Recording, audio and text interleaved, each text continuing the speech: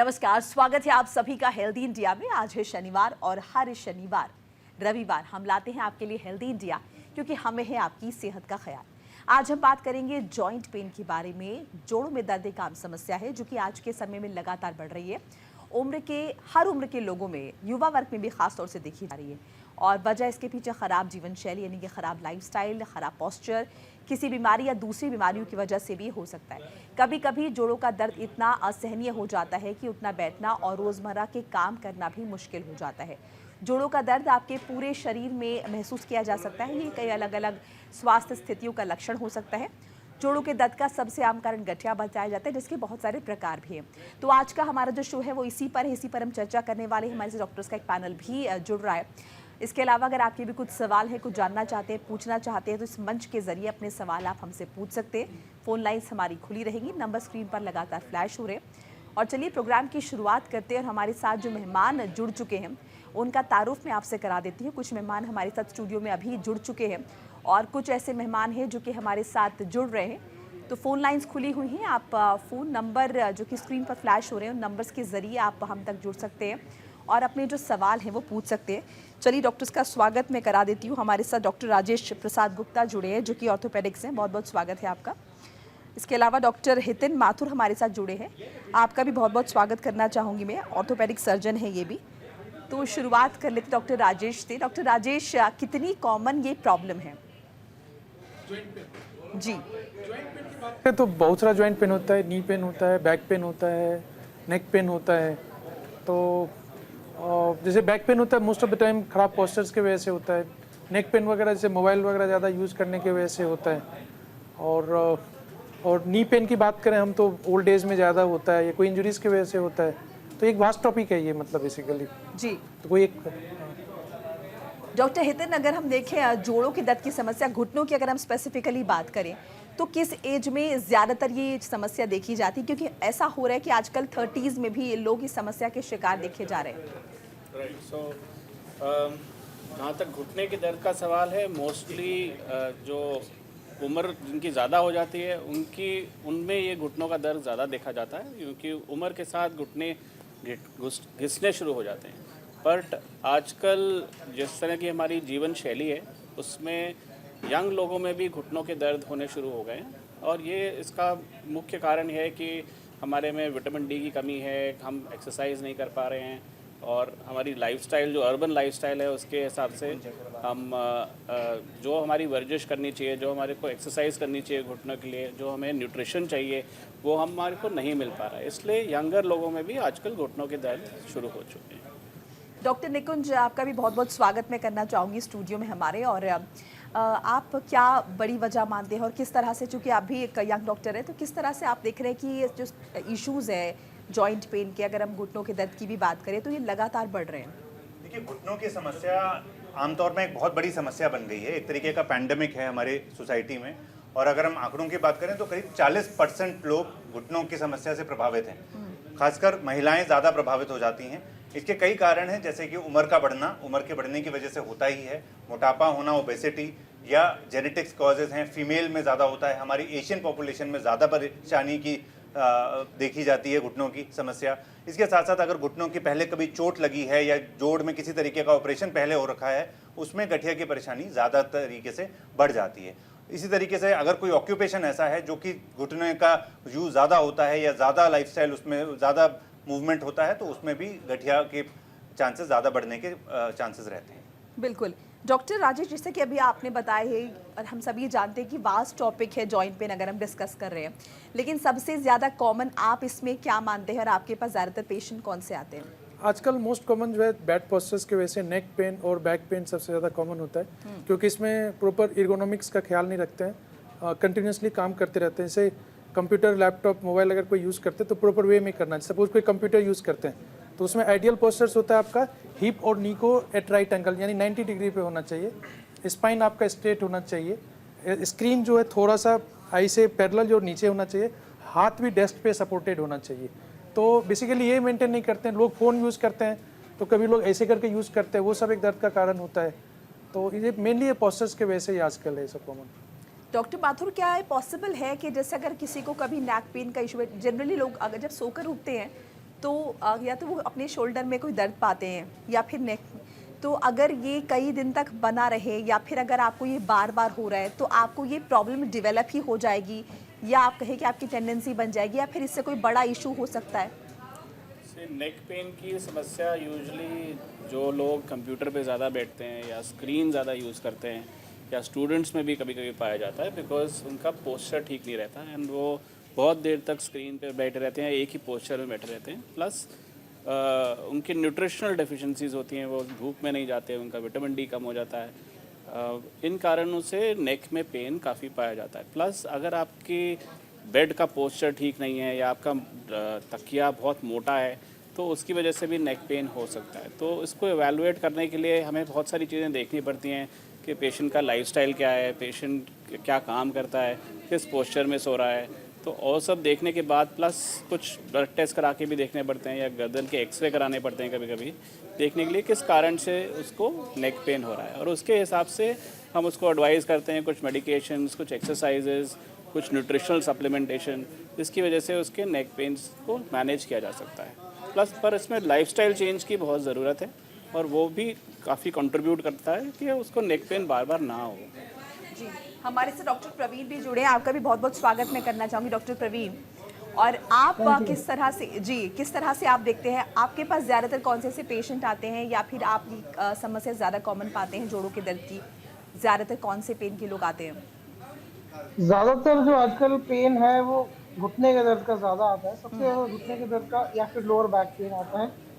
और यूजुअली घुटने के पेन 40-45 या 50 साल की एज से थोड़ा सा ज़्यादा, स्पेशली फीमेल्स जिनका वेट थोड़ा सा ज़्यादा हो गया है, पॉस्चर थोड़ा सा ख़राब है। और लो बैक पेन तो दोनों ही कैटेगरी में मिलता है, हमें ज़्यादा एज में भी मिलता है और यंग पॉपुलेशन में बहुत कॉमन हो गया, specially people who are having a long sitting job, जो बहुत लंबे टाइम तक जो बैठते हैं, लैपटॉप के सामने बैठे हुए हैं, मोबाइल फ़ोन के सामने बैठे हैं और उनकी मोबिलिटी कम है। ऐसे केसेस में बैक पेन बहुत कॉमन है और ये ज़्यादातर बैक पेन पॉस्चरल पेन होता है। ज़्यादा प्रॉब्लम नहीं होती है, ज़्यादा प्रॉब्लम बस एक ही चीज़ है कि मसल वीक है और उस पर हम बहुत लंबे टाइम के लिए बैठ रहे हैं तो मसल फटीक हो जाती है और फटीक होने की वजह से वो पेन करती है। तो अगर हम पॉस्चर अच्छे से मेंटेन करें और एक्सरसाइज अच्छे से करें तो ये सब चीज़ों को प्रिवेंट किया जा सकता है बहुत आसानी से। जी डॉक्टर निकुंज, हम बैक पेन के बारे में बात करें, हम नेक पेन के बारे में बात करें, शोल्डर्स के बारे में बात करें। ऑब्वियसली आप लोग डॉक्टर्स हैं तो ये बहुत ही वास्ट टॉपिक है अगर डिटेल में चले जाए, लेकिन फिर भी मैं अगर ऐसे जनरली मैं अगर जानना चाहूँ तो इन सब में सबसे ज़्यादा सीवियर पेन कौन सा है जिसमें वाकई मेडिकेशन की ज़रूरत है? क्योंकि जनरली आप लोग जो बता रहे हैं कि अगर लाइफस्टाइल में हम सुधार कर लेते हैं तो बहुत सारी चीज़ों से हम बच सकते हैं, लेकिन फिर भी ऐसे कौन से इनमें से, जैसे कि अगर मैं नी पेन की बात करूँ तो क्या नी पेन भी मुमकिन है कि अगर लाइफस्टाइल हम सुधारते हैं तो वो बेहतर हो सकता है? देखिए, मैं एक नी सर्जन हूँ, इसलिए मेरे ओपीडी में करीब 90% लोग नी पेन के साथ ही आते हैं। और नी पेन एक ऐसा पेन है जो कि आमतौर पे इंसान को डेली लिविंग एक्टिविटीज़ करने में भी दूभर कर देता है। छोटे मोटे रोज़मर्रा की ज़िंदगी भी, चलना फिरना भी दूभर हो जाता है। और नी पेन एक बहुत बड़ी समस्या है और इसका इलाज जितना जल्दी हम शुरू करें उतना जल्दी लाभदायक होता है। जितना जल्दी हमें पता लग जाए कि हाँ आर्थराइटिस की शुरुआत हो चुकी है, चाहे वो 35 साल में या 40 साल में या मीनोपॉज के आसपास महिलाओं में, उसमें हमें जल्दी से जल्दी, अगर दर्द घुटनों में अकड़न हो रही है या दर्द हो रहा है, सुबह उठ के ज़्यादा अकड़न महसूस हो रही है, क्रंचिंग साउंड्स आ रही हैं, तो हमें अपने ऑर्थोपेडिक डॉक्टर को दिखाना चाहिए। बेसिक एक्सरेज कराने ज़रूरी हैं जो कि खड़े होकर कराने चाहिए। और अगर पता लगता है कि हाँ बेसिक आर्थराइटिस का शुरुआत हो चुकी है, जिसको हम ऑस्टियो आर्थराइटिस कहते हैं, तो हमें बेसिक एक्सरसाइजेज जो कि मांसपेशियों को मजबूत करने की एक्सरसाइजेज हैं वो ज़रूर करनी चाहिए। वाइट्स एंड ग्रीन्स, हरी सब्जियां और दूध दही का सेवन करना चाहिए, जिससे विटामिन डी का मात्रा बढ़ती है शरीर में। और रेगुलर एक्सरसाइजेज और अच्छा सेवन करने से हम अपनी मांसपेशियों को मजबूत रख सकते हैं। अगर ये धीरे धीरे और ज़्यादा बढ़ता है आर्थराइटिस, तो हमें ज़रूर हमें बाकी पद्धतियों का, जैसे कि इंजेक्शंस का या और लेट स्टेज में रिप्लेसमेंट सर्जरीज या रोबोटिक सर्जरीज की मदद लेनी पड़ती है। जी डॉक्टर राजेश, कौन से वो अलार्मिंग साइंस या फिर सिम्टम्स हैं जो कि अभी हम स्क्रीन के जरिए अपने दर्शकों को बता पाएंगी? ये वो वक्त है या फिर ये वो साइन या सिम्टम्स है देख पा रहे हैं हम, जिसके बाद हमें एक एक्सपर्ट से सलाह लेनी ज़रूरी हो जाती है? देखिए, नी पेन की बात करें, एक तो यंग एज में हो सकता है कि एक एज के साथ हो सकता है। तो जैसे यंग एज में कोई है, कोई स्पोर्ट्स प्लेयर है, तो हो सकता है कि उसको मेनिस्कस इंजरीज की वजह से हो सकता है, ACL टीयर की वजह से हो सकता है, तो उसमें पेशेंट्स को पेन होता है, इनस्टेबिलिटी रहता है घुटना में, फिर उसको उस ढंग से इवेलुएट करना चाहिए। अगर जैसे मेनिस्कस टीयर है तो उसके लिए फिर मेनिसेक्टोमी या मेनिस्कस रिपेयर, ACL टीयर है तो ACL रिपेयर वगैरह वो सब करना रहता है। अगर ओल्ड एज के साथ कोई आता है, जैसे डॉक्टर साहब ने बताया अभी कि एज के साथ होता है किसी किसी को, तो जैसे घुटना में साउंड्स ज़्यादा है, पेन बहुत ज़्यादा हो रहा है, बैठ नहीं पाते हैं, चल नहीं पाते हैं, थोड़ा देर चलने के बाद ही बोलते हैं कि हमको दर्द हो रहा है, तो उसको क्वालिटी ऑफ लाइफ बेटर करने के लिए सबसे पहले उसमें एक एक्सरे किया जाता है।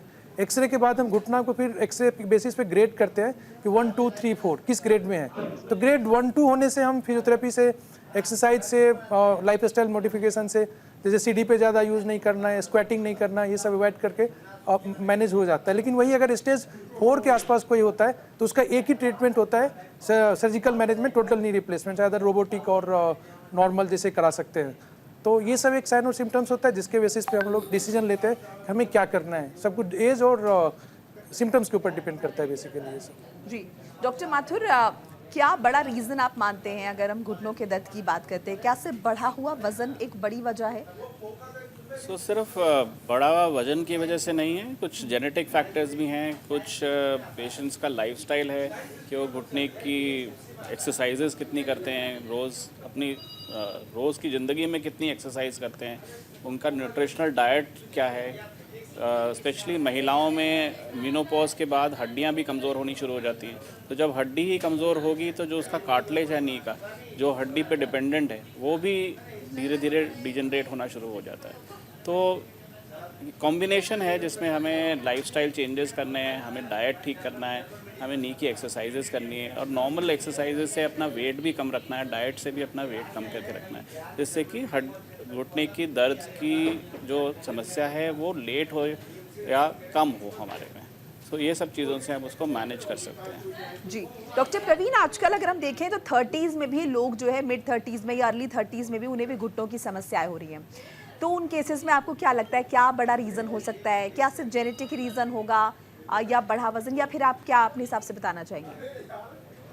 देखिए, यंग एज में नी का पेन यूजुअली इंजरी रिलेटेड होता है। और जैसे कि डॉक्टर साहब ने बताया कि इसमें 2-3 लिगामेंट हैं हमारे नी के, जैसे ACL लिगामेंट, जो मेन लिगामेंट है जो कि स्टेबिलिटी प्रोवाइड करता है, वो बहुत कॉमनली यंग पॉपुलेशन में टूट जाता है। स्पेशली वो जो लोग थोड़ा बहुत भी स्पोर्टिंग एक्टिविटी में है, वो लोग खासतौर पर वीकेंड्स पे जो खेलते हैं, तो उनका कई बार घुटने के ट्विस्ट होने की वजह से वो टूट जाता है, या मेनिस्कस इंजरीज हो जाती है, वो अगेन ट्विस्टिंग इंजरीज होती है। और जब भी ये वाली इंजरीज होती है तो नी यूजुअली प्रेजेंट करता है पेन के साथ। तो यंग पॉपुलेशन में नी पेन ज़्यादातर लिगामेंट इंजरीज की वजह से होता है, या फिर कोई इंजरी ऐसी हुई है जिसने कार्टिलेज को इंजर कर दिया है। और जैसे थोड़ा सा हम ओल्ड होते हैं, 35-40 के को क्रॉस करते हैं, तो उन केसेस में ज़्यादातर ये आर्थराइटिस की वजह से होता है, जो कि एक डिजेनरेटिव प्रोसेस है। जैसे जैसे हमारी उम्र बढ़ रही है वैसे वैसे कार्टिलेज घिस रहा है। अब ये किसी भी वजह से हो सकता है, जेनेटिकली हम लोग प्रोन तो हैं ही, हमारी पॉपुलेशन प्रोन है उस चीज़ के लिए, प्लस हमारे लाइफस्टाइल, हमारा वेट अगर ज़्यादा है तो इसमें अलार्मिंग साइन ये है कि अगर घुटने के अंदर की तरफ पेन हो रहा है, या स्वेलिंग है, या वो थोड़ा सा बेंड होने लग गया है, तो ये अलार्मिंग साइन है। फिर उसमें हमें वेट बेयरिंग एक्सरसाइज कराने हैं। अगर किसी पेशेंट को इंजरी हुई है और उसको चलते समय ऐसा लग रहा है कि उसका घुटना लचक खाएगा, स्पेशली अगर वो सीढ़ियों से उतर रहा है नीचे, उतरते समय उसका घुटना अगर लचक खा रहा है, तो ये क्लियर साइन है कि उसका लिगामेंट इंजर्ड है और उसको एक एक्सपर्ट ओपिनियन की जरूरत है। जी, हमारे साथ एक कॉलर जुड़े हैं ग्वालियर से, मुकेश है। मुकेश जी, बहुत स्वागत है आपका, सवाल पूछिए अपना। हेलो जी, सवाल पूछिए। नमस्ते डॉक्टर साहब, मुकेश वाशने बोला ग्वालियर से। जी, मेरा जो है ना बायां पैर जो है फ्लैट है, इस कारण से मुझे क्या है, हमेशा पैरों में दर्द रहता है तथा पीछे पिंडलियों में दर्द होता है, जिस कारण से जो है मेरे जो है बैक पोर्शन में भी दर्द रहता है। मैं लोको पायलट के पोस्ट पर काम करता हूँ, ट्रेन चलाता हूँ, जिस कारण से मुझे क्या यूरिक एसिड की भी कभी कभी समस्या रहती है, यूरिक एसिड बढ़ जाता है तथा दवाई लेने पर बिल्कुल ठीक हो जाता है यूरिक एसिड। जी डॉक्टर, कृपया मुझे कुछ उपचार बताएं जिससे कि मुझे दर्द सहन नहीं हो रहा है, अधिक दर्द रहता है। राइट, सो आपने कहा आपका लेफ्ट फुट फ्लैट है, इज इट? जी ओके, सो जब भी आपका फ्लैट फुट होगा तो फ्लैट फुट आपका बचपन से है सर? फोन शायद सुनाई- डिस्कनेक्ट हो गया जी। Okay, so but in general sir अगर किसी को फ्लैट फुट की समस्या है तो बाय बर्थ नहीं होगी? जरा मतलब ज़रूरी नहीं है कि उसकी बाय बर्थ हो। एक तो दो तरह के फ्लैट फुट होते हैं। एक तो जो वो होता है जो बाय बर्थ होता है, दूसरा 30 to 40 की एज में भी फ्लैट फुट डेवलप हो जाता है। और ये इसलिए है क्योंकि आपके एक जो मांसपेशियां हैं वो वीक हो जाती हैं या डीजनरेट हो जाती है। तो जो मांसपेशी जो आर्च को बना के रखती है वो अपना काम नहीं कर पाती, और उसकी वजह से इस एज में स्पेशली महिलाओं में फ्लैट फुट डेवलप हो जाता है। तो दोनों के लिए अगर आपका फ्लैट फुट सिम्टोमेटिक है तो ज़रूरी नहीं है कि आपको फुट में ही पेन होगा।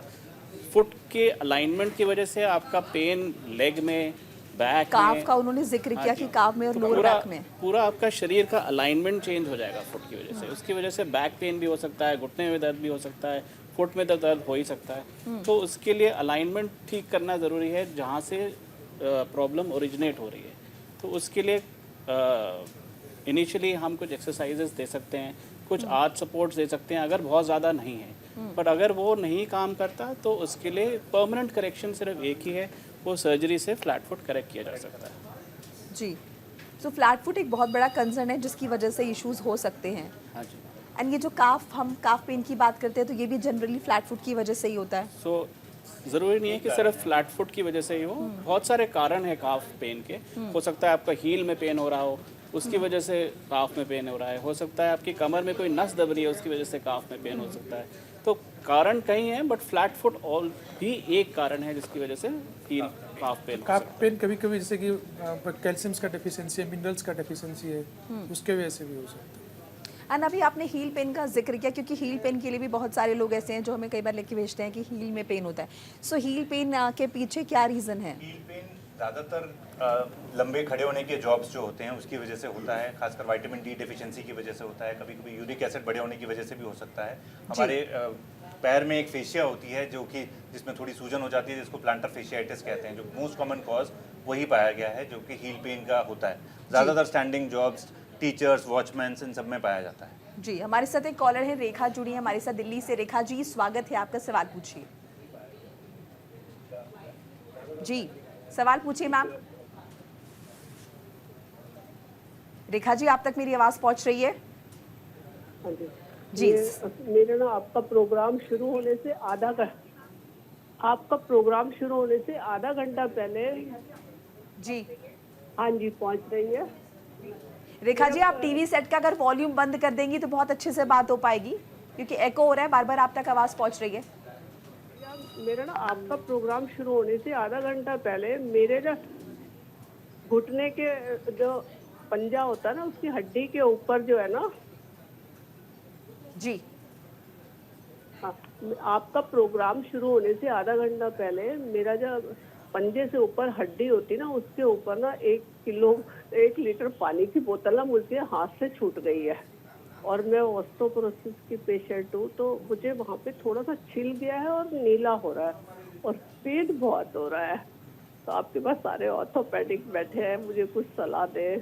जी, अगर आप कुछ हेल्प कर पाए। देखिए, ये इंजरी है जो कि आपके कुछ भारी सामान गिरने से हुई है।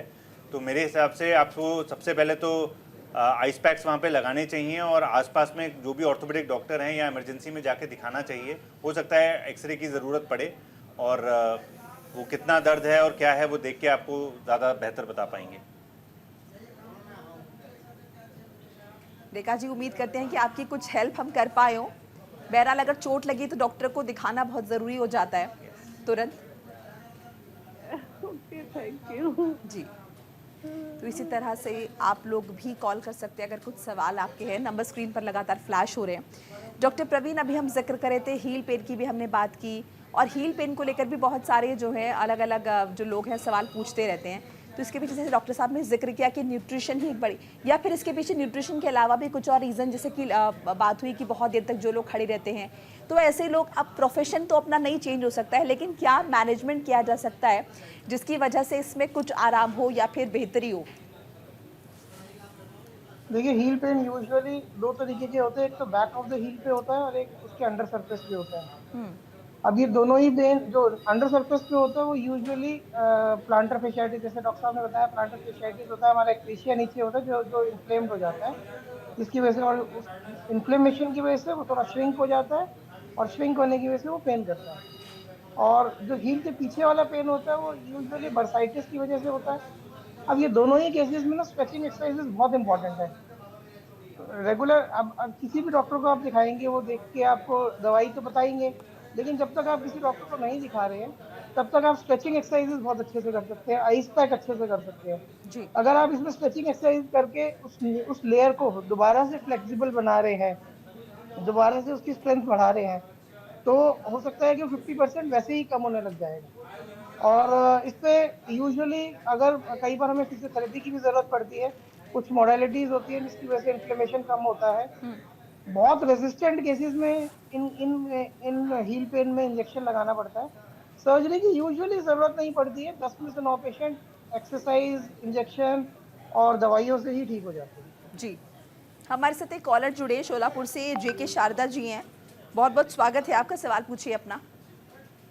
डॉक्टर, मेरा लेफ्ट पाँव में घुटने में तकलीफ रहती है और एंकल में प्रॉब्लम रहती है। जी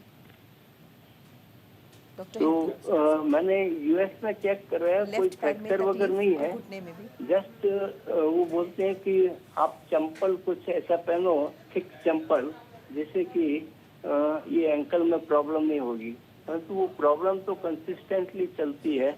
मैं गर्म पानी का सेक करता हूँ कभी कभी और कुछ ऑइंटमेंट लगा लेता हूँ। तो आपका दर्द कहाँ पर है? एंकल में? एंकल, ये जो पाँव का जो एंकल है वहाँ पर दर्द होता है। ओके, और कितने दिन से दर्द है आपको? ये दर्द हो गए सब करीब 3 महीने से, 4 महीने से। 4 महीने से दर्द है, ओके। हाँ जी। और आपने कभी तक किसी को दिखाया है? कोई एक्सरे हुए हैं?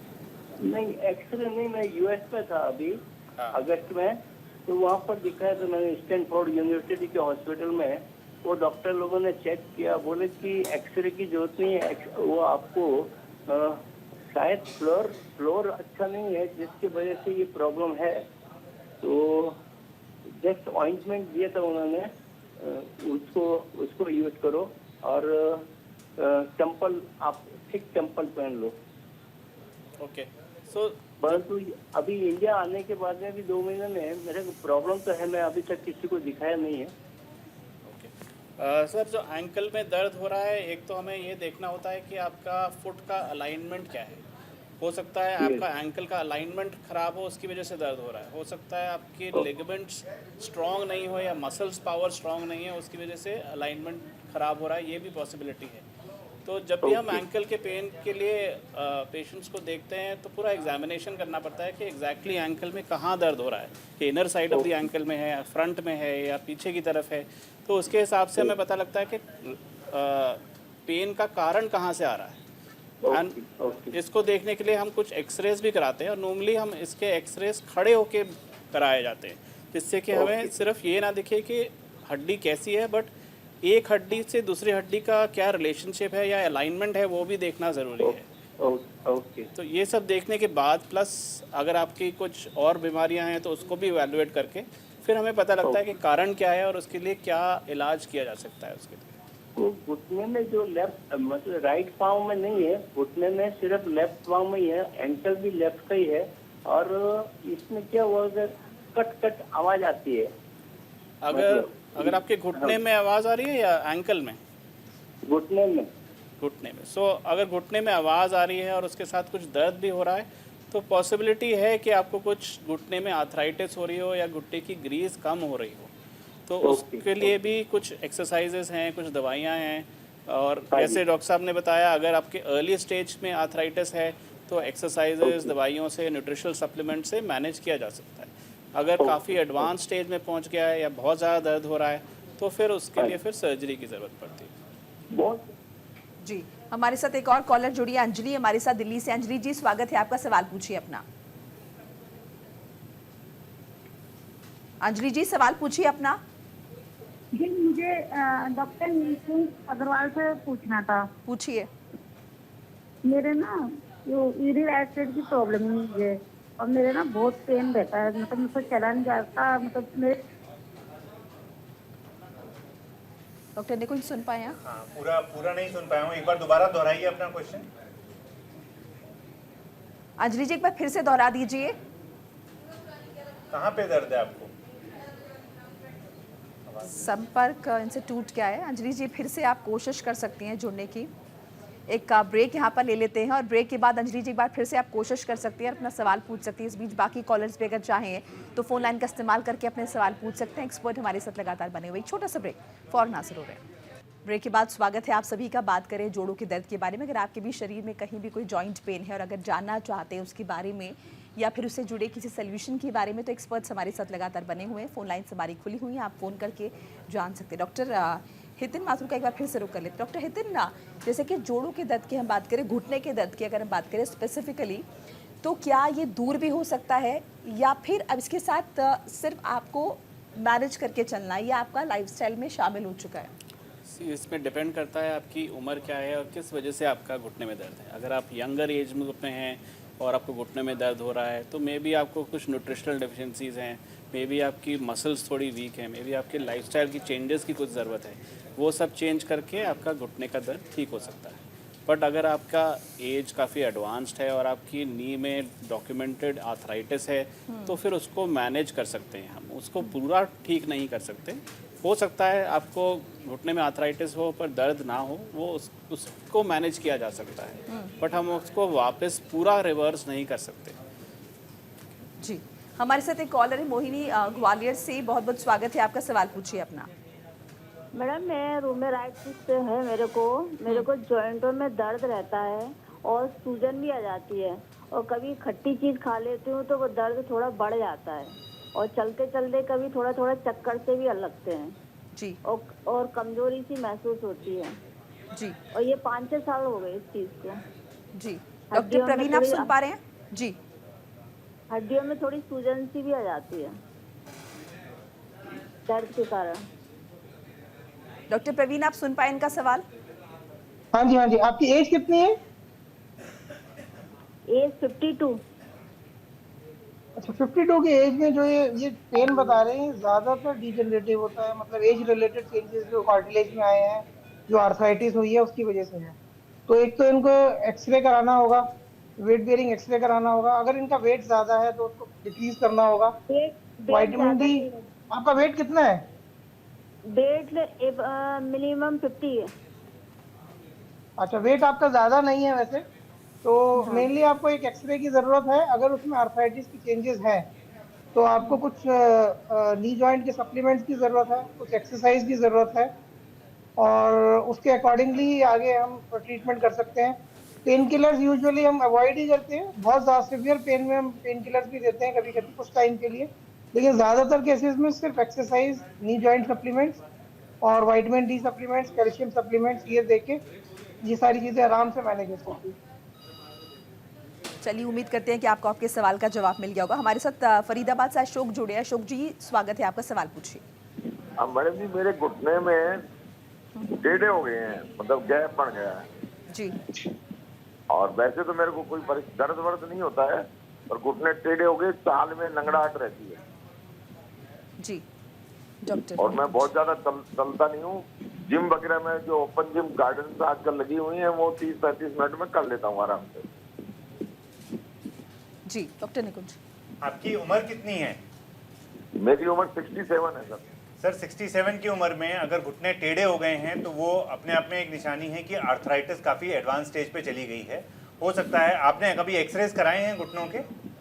हाँ करवाया था सर, वो डॉक्टर साहब बोले थे गैप है और ये सर्जरी करवानी पड़ेगी। हाँ, तो अक्सर देखा गया है कि जब सर मैं ये जानना चाहता हूँ। हाँ जी, तो जब आर्थराइटिस शुरू होती है तब दर्द बहुत ज़्यादा होता है। धीरे धीरे जब वो बढ़ती जाती है और एक लेवल के पार हो जाती है तो दर्द का अनुभव कम होता है और टेढ़ापन ज़्यादा आने लगता है। ऐसे सिचुएशन में आपका नीचे एंकल्स और पीछे कमर में दर्द अपने आप आना ज़्यादा हो जाएगा, क्योंकि अलाइनमेंट बॉडी का चेंज हो जाता है। ऐसे में ज़रूरी है कि हमें अलाइनमेंट उसका सीधा करना ज़रूरी हो जाता है। और क्योंकि अभी आप 67 की एज पे हैं, धीरे धीरे उम्र भी बढ़ेगी और गठिया और ज़्यादा भी बढ़ेगी। तो दोनों ही चीज़ें नेगेटिव की तरफ जाएंगी, तो आगे चल के आपके लिए समस्याएं और बढ़ेंगी। तो इसके लिए जो सही उपाय है, सही उपचार है, वो यही है कि हम उसका अलाइनमेंट का सीधा करें और एक सर्जरी की मदद से अपने दोनों घुटनों का सही इलाज करके उनका अलाइनमेंट सीधा करें। एक छोटा, अब तो बहुत बड़ा प्रोसीजर नहीं रह गया है। नॉर्मली जॉइंट रिप्लेसमेंट जो हम बहुत बड़ा मानते थे या जिससे हमें काफ़ी डर लगता था पहले के ज़माने में, it is a small surgery. आजकल एक आधे पौने घंटे की सर्जरी होती है और उसमें सिर्फ एक कैप चेंज करी जाती है, जिससे अगले दिन से ही मरीज़ चलने फिरने में सक्षम हो जाता है और बहुत जल्दी 3 से 4 हफ्ते में अपनी सारी रोज़मर्रा की एक्टिविटीज़ करने लगता है। तो मेरे हिसाब से आपके लिए अगर एक्सरेज होने के बाद ये पाया गया है कि एडवांस आर्थराइटिस है, तो सही समय पे सही इलाज सर्जरी के रूप में कराना चाहिए। चलिए, उम्मीद करते हैं कि आपको आपके सवाल का जवाब मिल गया होगा। सिरसा से हमारे साथ कॉलर है संजय। संजय जी, स्वागत है, सवाल पूछिए। नमस्कार डॉक्टर साहब। डॉक्टर साहब, ऐसा है कि मुझे तकरीबन 3-4 महीनों से पैरों घुटनों में बहुत ज़्यादा दर्द होने लग गया जी। और क्योंकि मैं छत पर रहता हूँ तो मुझे छत पर चढ़ना पड़ता, तो उससे मुझे बहुत ज़्यादा दिक्कत आ रही है जी। तो ये समझ नहीं आ रहा, पहले नहीं था लेकिन अब थोड़ा सा ज़्यादा दर्द होने लगा घुटनों में। ये क्या कारण है जी? और मेरी एज 48 साल है जी। जी डॉक्टर राजेश, कितना आपका एज? आपने 48 साल बताया और घुटना में दर्द बताया आपने, है ना? हाँ जी सर, हाँ जी, हाँ जी। अच्छा, तो सबसे पहले तो इसमें एक एक्सरे करके देखना चाहिए, आर्थराइटिक चेंजेस के लिए जो बार बार हम लोग बात कर रहे हैं। दूसरा, इसके साथ साथ कभी कभी अगर घुटना गैप वगैरह प्रॉपर मेंटेन रहता है सब कुछ, तब फिर हम कॉन्ड्रोमलेसिया पेटेली नाम का एक वर्ड बोलते हैं, जो कटोरी वाला बोन बहुत लोग बोलते हैं उसको, या मेडिकल टर्म में पेटेला बोन बोलते हैं। उसमें कभी कभी सूजन होता है, उसके वजह से भी होता है। तो वैसे पेशेंट्स अधिकतर कंप्लेन करते हैं कि जब सीढ़ी चढ़ते उतरते हैं तब दर्द होता है, जैसा आपने बताया अभी। तो कॉन्ड्रोमलेसिया पेटेली भी हो सकता है, ज़्यादा संभावना है आपको होने का, क्योंकि एज ज़्यादा नहीं है। अगर एज ज़्यादा होता तो फिर ऑस्टियोआर्थराइटिस अब नहीं होता।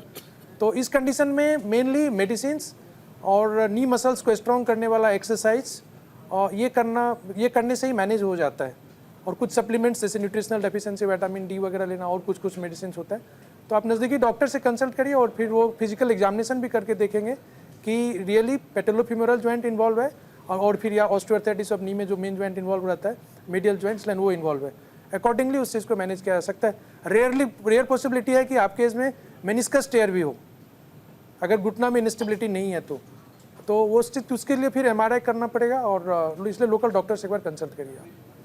हमारे साथ एक और कॉलर जुड़ी है, अंजलि हमारे साथ। अंजलि जी, स्वागत है, सवाल पूछिए। अंजलि जी, आप तक मेरी आवाज पहुंच रही है? हाँ जी, बोलिए। सवाल पूछिए मैम। हाँ जी। और टीवी सेट का वॉल्यूम बंद कर दीजिए ताकि एको ना हो। बोले तो हेलो जी, टीवी बंद कर दीजिए और फिर बात करिए। क्या जानना चाहते हैं? टीवी बंद है जी, हमारा आवाज टीवी की बंद है। ठीक है, सवाल पूछिए। मेरे ना यूरिक एसिड की प्रॉब्लम है। मेरे ना कमर से लेके नीचे हिस्से में पूरे में दर्द रहता है, और गर्दन में भी काफी टाइम से दर्द हो रहा है, और हाथ में सुनपना आ रहा है उसकी वजह से। डॉक्टर मैम, आपकी एज कितनी है? एज मेरी 34। और कितने दिन से दर्द हो रहे हैं? दर्द तो मुझे काफी टाइम हो गया, और यूरिक एसिड को तो मेरे को 4 साल होने वाला है। 4 साल। और इसके अलावा और भी कोई मेडिकल प्रॉब्लम्स हैं आपको? नहीं, वैसी तो कोई मेडिकल प्रॉब्लम नहीं है, बस यूरिक एसिड की आई थी मेरी, आर्थराइटिस की। अच्छा, तो आपको कमर में दर्द है और पैर में भी दर्द जा रहा है और गर्दन में और हाथ में भी दर्द जा रहा है? हाँ, जैसे मैं चलती हूँ ना तो मेरे पैर की जो नसें ना अकड़ जाती है, मेरे से ना फिर ज्यादा कदम चले नहीं जाते। ओके, काफी देर तक उसको मैं थोड़ी देर रुकती हूँ। राइट, सो आपको क्रैम्प्स भी हो रहे हैं इस तरह के, नस पे नस चढ़ रही है, राइट? तो मैम, पॉसिबिलिटी है कि आपके गर्दन में या तो कुछ सर्वाइकल की चेंजेस हो रहे हैं, और गर्दन और कमर दोनों में कहीं नस दब रही है। और जब भी नस दबती है गर्दन में या कमर में, तो वो नस के दबने से वो नस जब खिंचती है तो पूरा दर्द हाथ में या पैर में जाएगा जहाँ वो नस जा रही है। तो इसके लिए कुछ टेस्ट करा के देखने पड़ेंगे कि आपकी गर्दन में कहाँ नस दब रही है, कितनी नस दब रही है, और कमर में भी कितनी नस दब रही है और कहाँ दब रही है। और उसके लिए इनिशियल इलाज हमारे पास हैं, कुछ दवाइयाँ हैं, कुछ एक्सरसाइजेज हैं नेक की, कुछ लाइफस्टाइल चेंजेस हैं, जैसे कि आपको कंप्यूटर पे बहुत ज़्यादा या स्क्रीन पे बहुत ज़्यादा नहीं बैठना है, कुछ बैक और नेक की एक्सरसाइजेज आपको करनी है, जिसकी वजह से ये नेक की मसल्स और बैक की मसल्स स्ट्रेंथनड रहेंगी और उससे नस का दबना थोड़ा सा कम हो सकता है। कुछ हमारे पास दवाइयाँ होती हैं जिसकी वजह से हम हड्डियों को मजबूत करने के लिए या नस के बहाव बढ़ाने के लिए यूज़ कर सकते हैं। तो वो सारी चीज़ें से आपकी बीमारी कम हो सकती है या मैनेज हो सकती है। अगर इसके बावजूद भी अगर ये नहीं कामयाब रहता तो देन फिर हम सर्जिकल ऑप्शंस भी इस्तेमाल कर सकते हैं इसके लिए। चलिए, उम्मीद करते हैं कि आपको आपके सवाल का जवाब मिल गया होगा। डॉक्टर प्रवीण, एक और क्यूरोसिटी जिसके बारे में मैं जानना चाहूँगी, क्या अगर आप लेट 30s में हैं या फिर आप 40s में हैं तो आपको, अगर आप एक्सरसाइज के शौकीन हैं, जो कि नॉर्मली हमें सबको करनी चाहिए, अगर आप रनिंग के शौकीन हैं तो क्या रनिंग आपको बंद कर देनी चाहिए, क्योंकि इसका सीधा असर आपके घुटनों पर, आपके जॉइंट्स पर पड़ता है और जल्दी आपको ये दिक्कत हो सकती है? इज इट अ मिथ या एक्चुअल में ऐसा होता है? नहीं, देखिए, अगर रनिंग में अगर प्रॉब्लम हो रही है, अगर रनिंग में कोई प्रॉब्लम नहीं हो रही है तो रोकने की बिल्कुल भी ज़रूरत नहीं है। लेकिन अगर किसी रनर को रेगुलर पेन हो रहा है, स्पेशली अंदर की तरफ से, घुटने के अंदर की साइड की अगर पेन हो रहा है रनिंग में, तो फिर उसको इग्नोर नहीं करना चाहिए, तो उसको स्टॉप करना चाहिए और उसको इमीडिएटली एक्सपर्ट ओपिनियन लेना चाहिए। यूजुअली रनर्स में मेनिस्कस की प्रॉब्लम बहुत कॉमन होती है, और अगर उनको मेनिस्कस की प्रॉब्लम है और उनको इंस्टेबिलिटी हो रही है, तो नी में इंस्टेबिलिटी की वजह से आर्थराइटिस बहुत जल्दी डेवलप होने लगता है, तो उसको इग्नोर नहीं कर सकते आप। स्टॉप करने की, नॉर्मल रनर से स्टॉप करने की ज़रूरत नहीं है। रनिंग करना कोई प्रॉब्लम नहीं है, लेकिन अगर मान लीजिए आप वेट डिक्रीज करने के लिए रनिंग कर रहे हैं, आपका वेट बहुत ज़्यादा है और आप सबसे पहले रनिंग से ही शुरू कर रहे हैं, तो वो गलत तरीका है। आपको पहले वेट डिक्रीज किसी और तरीके से करना होगा, फिर रनिंग पे आना होगा। फॉर एग्जाम्पल, आप वेट रिड्यूस करने के लिए आप साइकिलिंग कर सकते हैं, जो कि एक नॉन वेट बेयरिंग एक्सरसाइज है। उससे आपके नी पे प्रेशर नहीं आएगा। जब आपका ग्रेजुअली वेट डिक्रीज होने लगता है, फिर then you can switch to running. Straight away running करेंगे तो पेन होगा, और अगर नॉर्मल पेशेंट है, नॉर्मल रनिंग कर रहे हो तो पेन नहीं है, तो उसको रनिंग छोड़ने की कोई भी ज़रूरत नहीं है। Running is a very good exercise, you can continue. जी डॉक्टर राजेश, क्या ऐसा भी कुछ है कि एक एज के बाद, जैसे कि मैंने अभी रनिंग से रिलेटेड सवाल पूछा, अगर कुछ लोगों को पहले से घुटने की प्रॉब्लम है तो उन लोगों की जो एक्सरसाइजेज हैं वो बाकी लोगों के कंपैरिजन में डिफरेंट होंगी, वो नॉर्मल एक्सरसाइजेज नहीं कर सकते, या फिर उन्हें बहुत ज़्यादा सीढ़ियाँ चढ़ना उतरना नहीं चाहिए? देखिए, जैसे एज के साथ, जैसे अगर कोई 60s के एज में 55 से ज़्यादा है तो उसमें है, मतलब जैसे रनिंग जॉगिंग थोड़ा सा उसमें अवॉइड करना चाहिए, क्योंकि उसमें वेयर एंड टेयर की संभावना ज़्यादा होता है और अर्ली आर्थराइटिक सेंस होने की संभावना ज़्यादा रहता है। और ये सब भी डिपेंड करता है कि किस कंडीशंस में नी है, उसके ऊपर भी डिपेंड करता है। लेकिन यूजुअली एज के साथ थोड़ा हाई इम्पैक्ट एक्सरसाइज को अवॉइड करना चाहिए। और कोई यंग एज में है तो डेफिनेटली एक्सरसाइज रनिंग करना अच्छी बात है, और रनिंग करना चाहिए, प्रॉपर शूज़ होना चाहिए, हार्ड सरफेस पे नहीं करना चाहिए। और कभी कभी हम क्या करते हैं कि इधर इंटेंसिटी, ड्यूरेशन और फ्रीक्वेंसी बढ़ा देते हैं, तो ग्राफ में हम बोले तो उसको धीरे धीरे बढ़ाना चाहिए, तो वैसे में फिर दर्द नहीं होता है। नहीं तो बहुत सारे पेशेंट्स ऐसे आते हैं कि आज हम दौड़े और मेरा दर्द बढ़ गया घुटना में, उसके पीछे रीज़न ये होता है कि बहुत दिन से नहीं दौड़ते हैं, एकाएक उसने इंटेंसिटी और ड्यूरेशन और फ्रीक्वेंसी बढ़ा दिया, उसके वजह से भी होता है। तो कहने का ये मतलब है कि अगर एज किसी का बहुत ज़्यादा है, आर्थराइटिक चेंजेस वगैरह है, तो उनको हाई इम्पैक्ट एक्सरसाइज अवॉइड करना है। सिंपल नी मसल्स स्ट्रॉन्ग करने वाला एक्सरसाइज करना चाहिए, पैदल चलना चाहिए, और उससे वो उसका ठीक रहेगा सर। जी, हमारे साथ एक कॉलर है दिल्ली से, अविनाश। अविनाश जी, स्वागत है, सवाल पूछिए। हाँ मैडम, अविनाश त्रिपाठी, एज मेरा 67 ईयर्स जी। चलते समय कभी कभी घुटने में टक टक कटकट करता है आवाज। जी डॉक्टर निकुंज। हाँ मैडम, मैं एज मेरी 67 ईयर्स। जी जी। मेरे घुटने में कभी कहीं टक टक की आवाज करता कट। अविनाश जी, आपकी आवाज में सुन पा रहा हूँ। आपने बताया आप 67 ईयर्स के हैं और घुटनों में कभी कभी कट कट कट कट की आवाज आती है। आपको दर्द कितना रहता है घुटनों में? दर्द तो नहीं है। दर्द नहीं है। तो जैसा आप बता पा रहे हैं कि सिर्फ कटकट की आवाज आना बिना दर्द के बहुत बड़ी समस्या का कोई इंडिकेशन नहीं है। आप एक एक्सरे जरूर करा लें, जाके खड़े होके एक्सरे करवा लें, उससे पता लग जाएगा कि शायद शुरुआती दौर में आर्थराइटिस है। और अगर शुरुआती दौर में है तो बेसिक एक्सरसाइजेस जैसे डॉक्टर साहब ने बताया, अपने घुटनों के आसपास की मांसपेशियों को मजबूत रखना, रेगुलर स्ट्रेचिंग एक्सरसाइजेस करना, घुटने की एक्सरसाइजेस करना, वजन कम रखना, अच्छा खाना, विटामिन डी का इंटेक लेना, उन सब से इसको अच्छे से कंट्रोल करा जा सकता है। पहले डॉक्टर आके पांडे को मैंने दिखलाया था वहाँ उसमें द्वारका में वेंकटेश्वरा हॉस्पिटल में, उन्होंने एक दवा लिखा था। हाँ जी, तो कुछ दवाइयाँ मैं सलाह दूंगा आपको कि दर्द की दवाइयाँ ना लें, क्योंकि आपको दर्द का अनुभव नहीं होता है। सिर्फ आवाज़ आने की वजह से हो सकता है कि शुरुआती दौर की गठिया हो, और वो बेसिक एक्सरसाइजेस से, स्ट्रेचिंग से और अच्छे खान पीन से काफ़ी हद तक कंट्रोल करी जा सकती है, और उससे घबराने की ज़रूरत ज़्यादा नहीं है। चलिए, उम्मीद करते हैं सर कि आपको आपके सवाल का जवाब मिल गया होगा। डॉक्टर हितिन, कई दफ़ा लोगों को ऐसा भी महसूस होता है कि वो रात में उठे हैं तो उनके पैर अचानक से अकड़ गए हैं या फिर नस पे नस चढ़ गई है। सो क्या ये भी किसी तरह का साइन या सिम्टम है कि अचानक से आपको लग रहा है कट कट की आवाज़ आ रही है और पैर आपके अचानक से नस पे नस चढ़ गई, अकड़ गए हैं? सो क्रैम्प्स होना या नस पे नस चढ़ना एक न्यूट्रिशनल डेफिशिएंसी का इंडिकेशन है। कभी कभी नस कहीं दब जाती है तो उसकी वजह से भी क्रैम्प्स आ सकते हैं।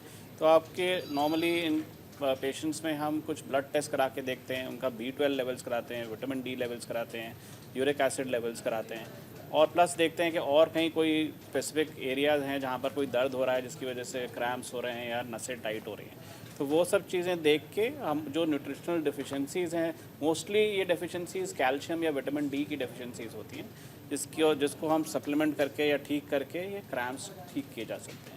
प्लस क्रैम्प्स के लिए कुछ अलग से दवाइयाँ भी आती हैं जिससे क्रैम्प्स का इलाज किया जा सकता है।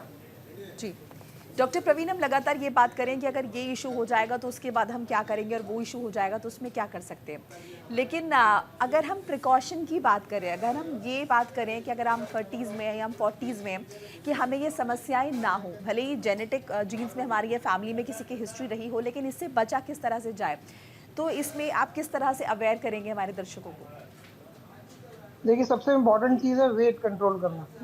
अगर हम 30-40s में हैं तो हम अगर शुरू से डाइट कंट्रोल करते हैं, अगर हम कार्बोहाइड्रेट डाइट्स कम लेते हैं और हाई प्रोटीन डाइट लेते हैं, तो हमारा वेट नेचुरली नहीं बढ़ेगा। अगर वेट ज़्यादा नहीं बढ़ेगा तो वियर एंड टियर भी कम होगा। ये चीज़ तो हमारे हाथ में है, जिसको हम कर सकते हैं। जेनेटिक्स हमारे हाथ में नहीं है, उसको हम चेंज नहीं कर सकते, लेकिन वेट कंट्रोल कर सकते हैं। डाइटरी सप्लीमेंट्स हम ले सकते हैं, हम कैल्शियम रिच डाइट्स ले सकते हैं। इसमें ग्रीन लीफी वेजिटेबल, अगर कोई वेजिटेरियन है तो वो soybean, green leafy vegetables, nuts, seeds, और कुछ फ्रूट्स हैं जैसे कि फिग हो गया, बनाना हो गया, बेरीज हो गए, ये सारे के सारे बहुत कैल्शियम रिच है।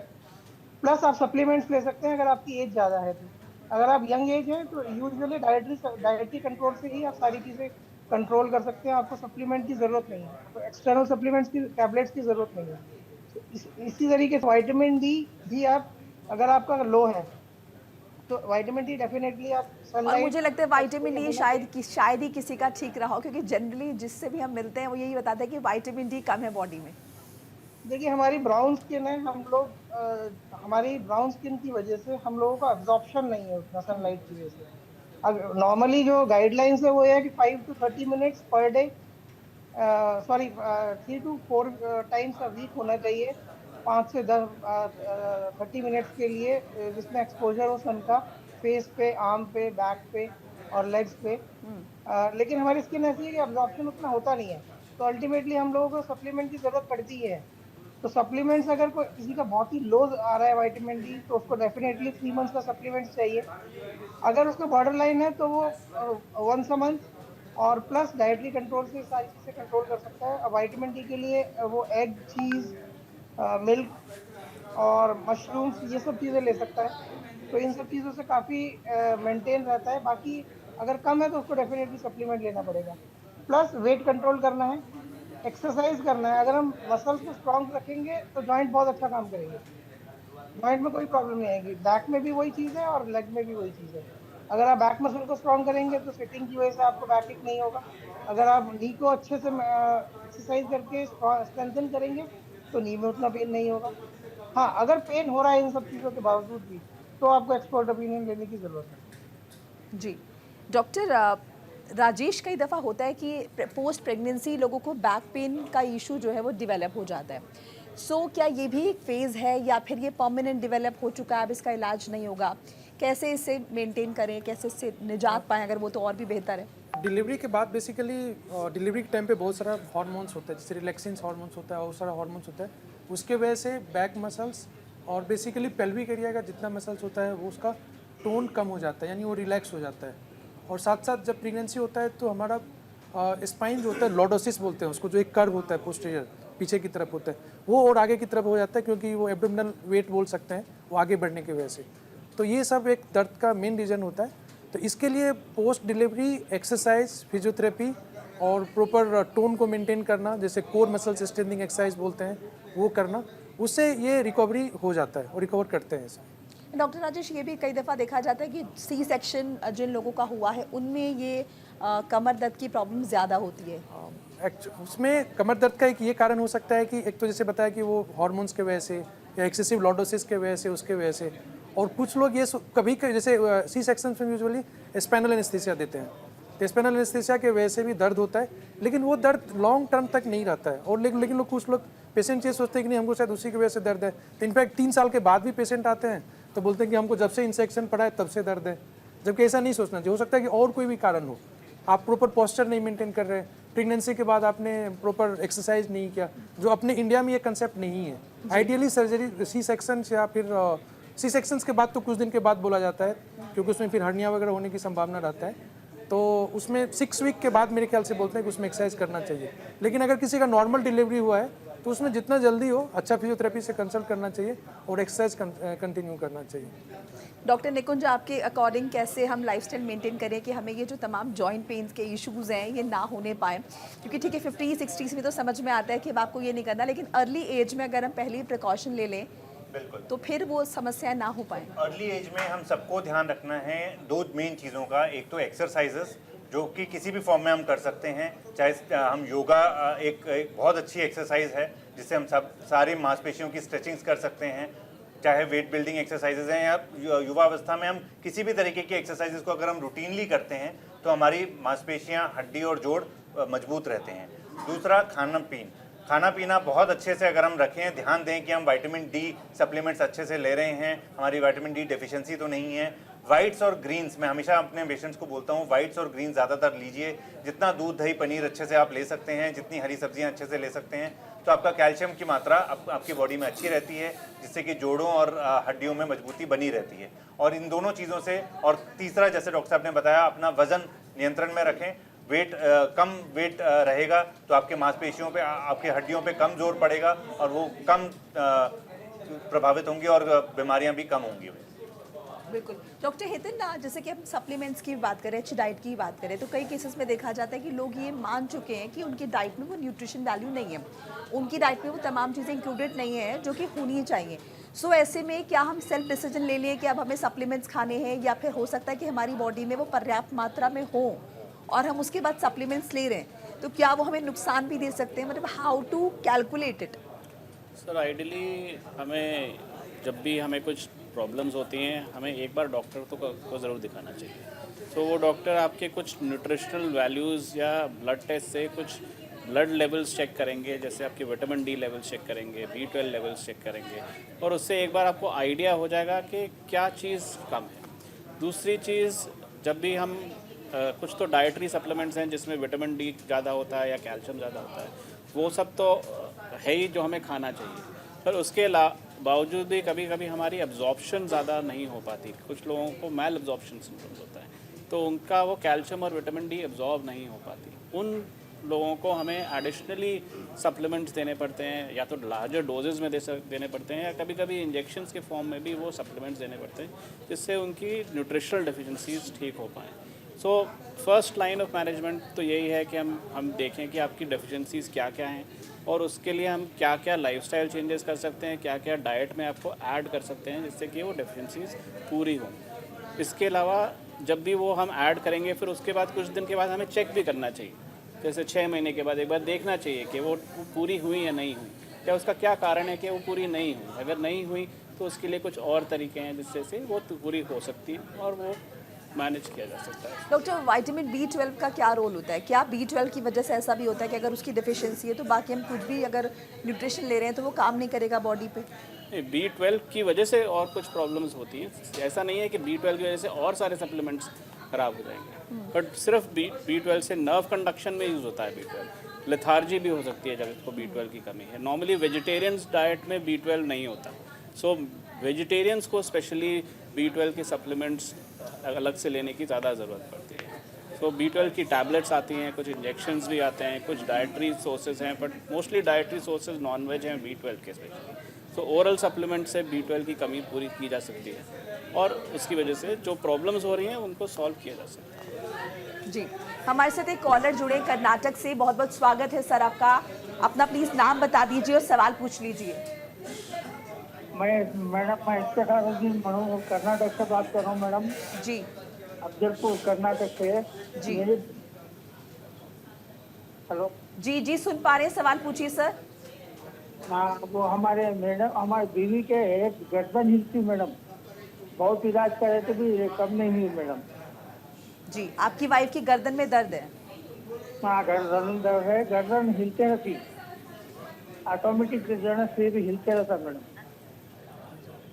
और नसों में दर्द होता है।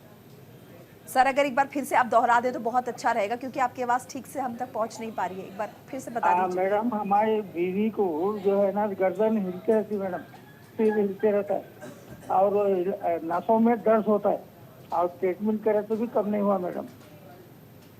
जी, नसों में दर्द रहता है गर्दन के आसपास। जी, तो आपने बताया गर्दन के पीछे दर्द रहता है और नसों में दर्द रहता है। हाँ, नसों में दर्द रहता है, उसकी वजह से मुंडी हिलती रहती मैडम। उसकी वजह से मुंडी नीचे रहती है? हाँ, हिलती रहती है हमेशा। हाँ, तो देखिए कितनी उम्र है आपकी वाइफ की? मेरा 55 साल है। 55 साल। देखिए काफ़ी अगर गर्दन में दर्द रहता है तो ज़रूरी है, हो सकता है कि सर्वाइकल स्पॉन्डिलोसिस हो या गर्दन की हड्डियों में कुछ चेंजेस आ रहे हों। इसके लिए एक बेसिक एक्सरे आपको कराना बहुत ज़्यादा ज़रूरी है। इसके साथ साथ विटामिन B12, विटामिन D के कुछ ब्लड टेस्ट कराने ज़रूरी हैं, और आप ऑर्थोपेडिक्स डॉक्टर को मिलके एक बार आप कुछ बेसिक दवाइयाँ शुरू करिए। एक बार एक्सरे हो जाएगा तो हमें ये पता लगेगा कि आर्थराइटिस अगर या स्पॉन्डिलाइसिस है तो किस लेवल पे है और कितना है। हो सकता है MRI की ज़रूरत भी पड़े, और उसके हिसाब से हम कुछ एक्सरसाइजेज और दवाइयाँ आपको बता पाएंगे। हाँ, मैं एक्सरे काढ़े सर, वो गर्दन में बताया तो उन्होंने हमारे ये करो बोले, ये दीपावली है नहीं, 3 दिन छुट्टी है, उसके बाद हम हॉस्पिटल अटेंड नहीं हो सके, हमारे कराओ बोले डॉक्टर साहब। MRI कराने को बोले हैं तो आप MRI करवा लीजिए। हो सकता है कि किसी लेवल पे 7 लेवल होते हैं हमारे गर्दन की हड्डियों के बीच में, किसी एक लेवल पे हो सकता है नस दब रही हो, और अगर नस दब रही है तो उसके हिसाब से हमें कुछ एक्सरसाइजेज और कुछ दवाइयाँ लेनी पड़ती हैं। बहुत ज़्यादा अगर नस दब रही होती है तो हमें सर्जरी की मदद लेनी पड़ सकती है। चलिए, हम उम्मीद करते हैं कि आपकी कुछ मदद हम कर पाए होंगे। और इसी के साथ तमाम मेहमानों का, डॉक्टर्स का शुक्रिया हमारे साथ जुड़ने के लिए, हमारे दर्शकों तक अपनी कीमती राय पहुंचाने के लिए। तो इसी के साथ आज के शो में हेल्थ इंडिया में बस इतना ही। फिर मुलाकात होगी अगले हफ्ते एक नई समस्या के साथ, निश्चित तौर पर समाधान भी लाएंगे। तब तक के लिए अपना ख्याल रखिए और देखते रहिए न्यूज़ इंडिया। नमस्कार।